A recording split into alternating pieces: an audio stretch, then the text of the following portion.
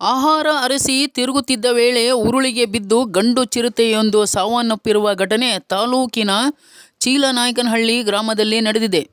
ಕಾಡು ಹಂದಿ ಬೇಟೆಗೆಂದು ತಂತಿ ಬೇಲಿಗೆ ಬೇಟೆಗಾರರು ಉರುಳಿ ಕಟ್ಟಿದ್ದರು. ರಾತ್ರಿ ವೇಳೆ ಆಹಾರ ಹುಡುಕಿಕೊಂಡು ಬರುತ್ತಿದ್ದ ವೇಳೆ ಈ ಉರುಳಿಗೆ ಸಿಲುಕಿ ಒದ್ದಾಡಿ ಸ್ಥಳದಲ್ಲೇ ಚಿರತೆ ಸಾವನ್ನಪ್ಪಿದೆ.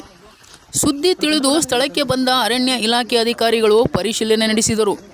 ಈ ಭಾಗದಲ್ಲಿ ಚಿರತೆಗಳ ಹಾವಳಿ ಹೆಚ್ಚಾಗಿದ್ದು ಹಾಡು ಹಗಲೇ ರೈತರ ಜಮೀನಿನಲ್ಲಿ ಕಾಣಿಸಿಕೊಂಡು ಆತಂಕ ಸೃಷ್ಟಿಸಿತ್ತು.